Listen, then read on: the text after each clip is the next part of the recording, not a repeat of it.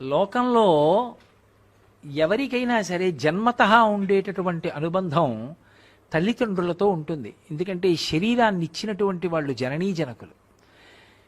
కానీ పురుషుడి విషయంలో కన్నా స్త్రీ విషయం దగ్గరికి వచ్చేటప్పటికీ పెళ్ళి అయిన తరువాత, అందుకే పుట్టుకతోనే ఆడపిల్ల అంటారు. ఆడపిల్ల అంటే ఆడ అంటే అక్కడ అని.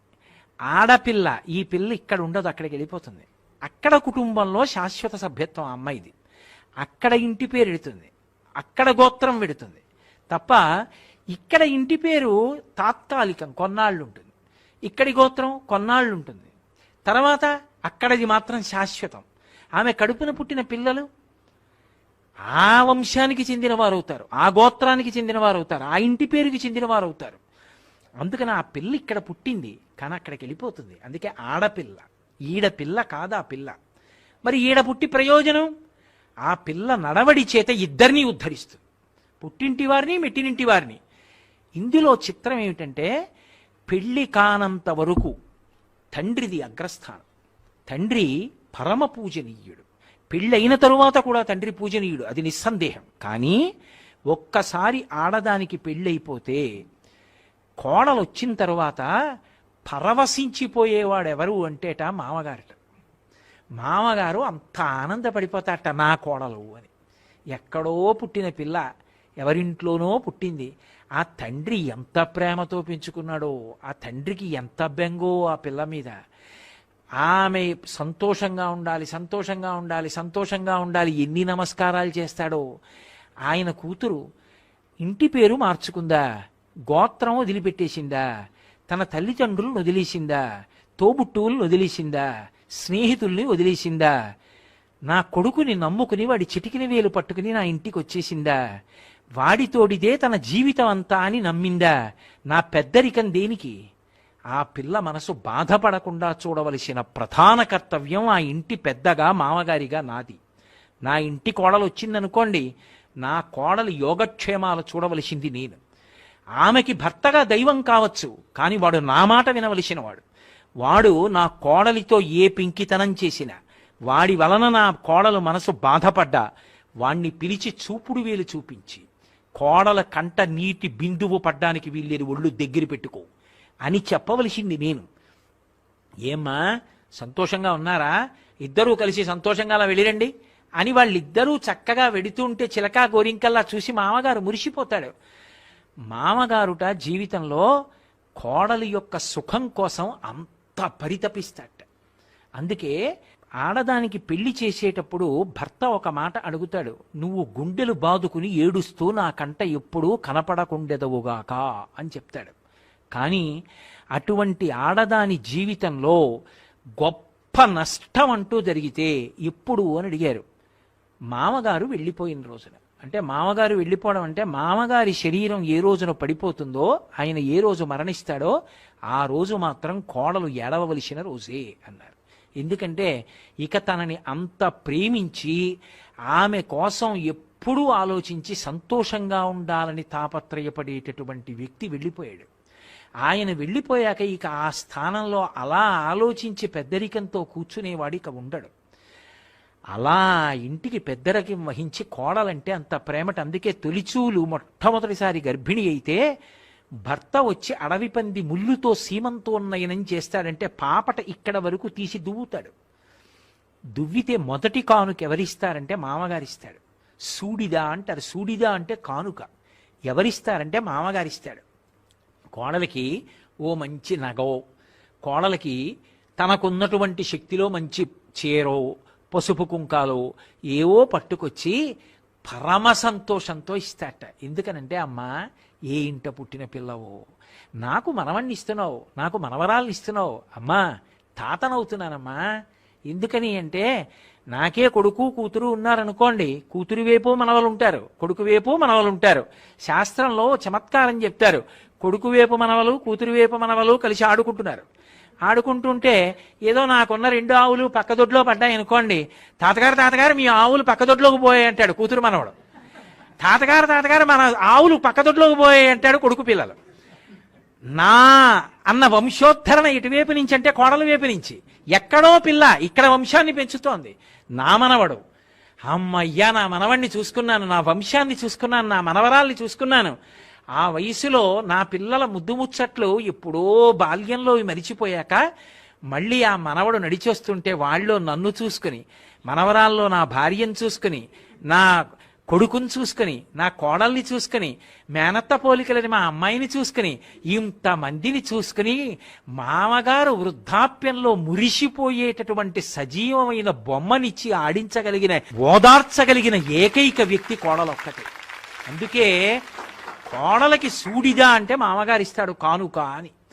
ఆ మామగారు కోడళ్ళ యొక్క అనుబంధం అంత గొప్పది. అందుకే పెళ్ళైపోయిన ఆడపిల్ల దగ్గరికి వెళ్ళి అమ్మా మీరెవరు అని అడిగాను అనుకోండి, తన పేరు చెప్పకూడదు, తన భర్త పేరు చెప్పకూడదు.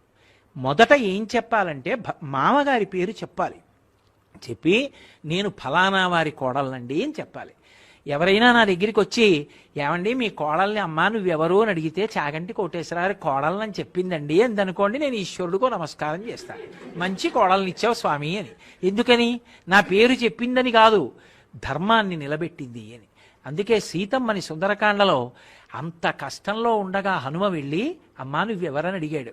అడిగితే పృథివ్యా రాజసింహానాం ముఖ్యస్య విదితాత్మన స్నుషా దశరథస్యాహం శత్రు సైన్య ప్రతాపిన అంది. చనిపోయిన మామగారైనా తక్కువ చేయలేదు. ఆ మామగారు కోరికలు కోరబట్టే మా ఆయన వచ్చేసాడు ఇన్ని కష్టాలు పడుతున్నాను అనలేదు. ఎంత గౌరవించి మాట్లాడిందంటే స్నుషా దశరథస్యాహం శత్రు సైన్య ప్రతాపిన, శత్రు సైన్యములను చందరవందర చేసినటువంటి పరమశక్తివంతుడు, అంతటి పరాక్రమవంతుడు మా మామగారు. ఆ దశరథ మహారాజు గారి పెద్ద కోడలు. ధర్మాన్ని నేర్పింది సీతమ్మ. అందుకే మామగారు చనిపోయిన తరువాత ఆఖరికి సంవత్సరీకం కానీ తద్దినం కానీ పెట్టవలసి వస్తే ఆ చనిపోయిన రోజు వస్తే ఆ వచ్చిన రోజున దీపం పెట్టాలి. దీపం పెట్టి తద్దినం పెట్టాలి. తద్దినం పెట్టవలసి వస్తే అధికారి ఎవడు అంటే తనూభవుడు అంటారు, శరీరంలోంచి వచ్చిన కొడుకు. ఆ కొడుకు అక్కడే ఉన్నా పితృదేవతలు తీసుకోరు. కోడలు దీపం వెలిగించాలని కోరుకుంటారు. ఆ కోడలు దీపం వెలిగించడానికి ప్రతిబంధకం వచ్చిందనుకోండి, ఆమె ఏదో కారణం చేతో 3 రోజులు ఇంట్లోకి రాకూడదనుకోండి, ఆమె మళ్ళీ శౌచమును పొందే వరకు తద్దినం వాయిదా పడిపోతుంది. పడిపోయి ఆమె దీపం పెట్టాక పితృదేవతలు వచ్చి ఆ జలతర్పణ పుచ్చుకుని నీళ్లు తాగుతారు. కొడుకు మీద ప్రేమ కన్నా శరీరాలు వదిలిపెట్టేశాక కూడా కోడలి మీద అంత ప్రేమతో ఉంటాట మామగారు. అప్పుడు కూడా తద్దినం పెట్టేటప్పుడు కోడలు దీపం వెలిగించాలని కోరుకుంటాడు. ఆ కోడలంటే అత్తమామలు అలా ఉండాలని, కోడలంటే అత్తమామల్ని సేవించాలని శాస్త్రాలు చెప్తున్నాయి. శ్రావణ మాసం వచ్చింది కదూ, వరలక్ష్మీ వ్రతం చేస్తారు. వరలక్ష్మీ వ్రతంలో లక్ష్మీదేవి చారుమతికి దర్శనమిచ్చేందుకు అనుగ్రహించింది. ఒక్కటే మాట చెప్పారు, శ్వశ్రు శ్వశురయోర్ముదా అని చెప్పింది భవిష్యోత్తర పురాణం. ఆమె అత్తమామల్ని సేవించింది. ఈ సేవించడం అంటే మామయ్య గారండి ఈ పలహారం చేయండి, మీకు పడదు, ఇది తినండి, కన్న కూతురు కన్నా కూడా ధైర్యంగా చెప్పింది. మీకు ఒక పెద్ద రహస్యం చెప్పనా అనుష్ఠానంలో? ఒకసారి మామగారు దీక్షలో ఉంటే దీక్షితుడై ఉండగా, అది చాలా పెద్ద పెద్ద దీక్షలయ్యి ఉంటే కడుపున పుట్టిన కూతురు కూడా వండకూడదు, కోడలు వండి పెట్టాలి. కోడలకు అధికారం ఉంటుంది. అంత గొప్పది కోడలంటే. అందుకే శ్వశ్రు శ్వశురయోర్ముదా. చారుమతి ఏం చేసింది అంటే అత్తగారిని మామగారిని సేవించింది. మా ఆయన సంతోషం వాళ్లతో ముడిపడింది. ఆయన ఒక్కడిని నా దగ్గర పెట్టుకుని సంతోషం కాదు, ఆయన తల్లిదండ్రుల గురించి మంచి పరాకు పలికి, ఏమండి ఇన్నాళ్ళయిందో సార్ అత్తయ్య గారి దగ్గరికి మామయ్య గారి దగ్గరికి వెళ్ళొద్దామా అని సంతోషంగా వాళ్ళ దగ్గరికి వెళ్ళి చూసి వచ్చి, ఏమండి మామయ్య గారు అలా ఉన్నారే, నీరసంగా ఉంటున్నారే అని, మామయ్య గారు మీరు నీరసంగా ఉంటున్నారు రోజు తింటుండండి అని, ఆయనకి ఏం లేక కాదు, ఇచ్చేవాళ్ళు లేక కాదు, కొనుక్కోలేక కాదు, ఓ బిస్కెట్ల ప్యాకెట్ ఇచ్చింది అనుకోండి, ఎంత మురిసిపోతాడో చంటి పిల్లాళ్ళ తట్టుకుని. నేను నీరసంగా ఉన్నానంటండి, మా కోడలు ఓ బిస్కెట్ల ప్యాకెట్ ఇచ్చింది రోజు తినమని అని పొంగిపోతాడు. కాబట్టి శరీర సంబంధం అంటే దేహంలోంచి పుట్టిన వాళ్ళు కాకపోయినా శరీరాలు పడిపోయాక కూడా మిగిలిపోయే అనుబంధం, లక్ష్మీ కటాక్షానికి కారణమైన అనుబంధం, లోకమునందు కీర్తికి కారణమైన అనుబంధం, అత్తామామ కోడళ్ళ యొక్క అనుబంధం అంత గొప్పది. అందుకే అత్తమామలంటే తల్లిదండ్రుల కన్నా గొప్పవాళ్ళు. తండ్రి మామగారు అలా పక్క పక్కన నిలబడితే పెళ్ళైపోయిన ఆడపిల్ల పుట్టింట్లో ఉన్నా సరే మొదటి నమస్కారం మామగారికే చెయ్యాలి. అందుకే సీతమ్మ, దశరథ మహారాజు గారు చనిపోయాడు, రాముడు పరిగెత్తుకొచ్చాడు సీతమ్మ దగ్గరికి. మా నాన్నగారు చచ్చిపోయాడు సీతమ్మ అనలేదు. ఆయన అన్నాడు, సీతా మృతస్తే శ్వశుర పితాహీనోసి లక్ష్మణ అన్నాడు. సీత, మీ మామగారు చచ్చిపోయారు, లక్ష్మణ నీకు నాన్నగారు చచ్చిపోయారు అన్నాడు. అదేమిటి, మా నాన్నగారు చచ్చిపోయారంటే సరిపోదా? కాదు, సీతా మృతస్తే శ్వశుర, సీత నీకు మామగారు చచ్చిపోయాడు. ఇక అలాంటి వ్యక్తి రాడు. మామగారు వెళ్ళిపోతే ఇక అలా తాపత్రయపడేవాడు లేడు. కాబట్టి నీకు మామగారు చనిపోయాడు. లక్ష్మణ, నీకు తండ్రి లేడు. తండ్రి లేకపోతే అన్నగారు తండ్రిలా నిలబడాలి. నేను అలా నిలబడగలనా? నిన్ను అరణ్యాలకి తెచ్చాను, ఈ తప్పు లేకపోయినా నేనే నిన్ను రక్షించాను. నాకు తండ్రి లేడన్న బెంగ లేదు. తమ్ముడవైనా అన్నగారిని తండ్రిలా కాపాడి నా వెంట తిరుగుతున్నావు. కాబట్టి నాకు తండ్రి ఉన్నట్టే. సీత, నీకు మాత్రం మామగారు లేడు. లక్ష్మణ, నీకు తండ్రి. అంటే రామాయణంలో దశరథ మహారాజు గారు వెళ్ళిపోతే సీతమ్మతో రాముడంత గంభీరమైన మాట మాట్లాడాడు అంటే ఎంత గొప్పవాళ్ళో అత్తామామలు కోడళ్ల యొక్క అనుబంధం ఆలోచించండి. కోడల్ని అంత ప్రేమగా చూసుకోవాలి. కోడల్ని కూతుర్ని ఇద్దరినీ తీసుకుని మామగారి చీరలు కొనిపెట్టడానికి వెళ్ళాడు అనుకోండి, ఇద్దరూ కూడబలుక్కుని ఒకే రకం చీరలు కొనుక్కొని మామయ్యగారండి డబ్బు కట్టేయండి అన్నారు అనుకోండి, అది వాళ్ళ హక్కు అనాలి. అంటే కదా మురిపం. ఇద్దరిది 1000 రూపాయల చీరలే అయినా కూడా 2000 ఇచ్చి ₹1 పైన పెట్టి ఇది మా కోడల చీరకి అని చేయాలి. కోడలకి 1001 రూపాయి చీర, కూతురికి 1000 రూపాయల చీర. ఎందుచేతంటే తన శరీరం పడిపోయాక కూడా ఉద్ధరించేది కోడలు, తన వంశాన్ని నిలబెట్టింది కోడలు, తనని తాతని చేసింది కోడలు, తన జీవితంలో సమస్త సంతోషాలకి ఆలవాలం ఆ కోడలు. అటువంటి కోడల విషయంలో ₹1 ఎక్కువ పెట్టాలి తప్ప తక్కువ పెట్టకూడదు. కూతురు కన్నా కోడలు గొప్పది. నేను చెప్పట్లేదు ఈ మాట, శాస్త్రాలు చెప్తున్నాయి. నా కూతురు ఒక ఇంటి కోడలు, అప్పుడు దాన్ని మా అలమావగారు చూసుకోవాలి. వేరొకరి కూతురు నా కోడలు, అప్పుడు నేను చూసుకోవాలి అంత ప్రేమగా. తండ్రిగా నా కూతురి విషయంలో ఆ ధర్మం, నా కోడల విషయంలో ఈ ధర్మం తప్ప కోడల్ని పరాయిదానిగా చూడకూడదు. కోడల్ని బయటికి పంపించి ఇంట్లో మాట్లాడుకోవడం తప్పు.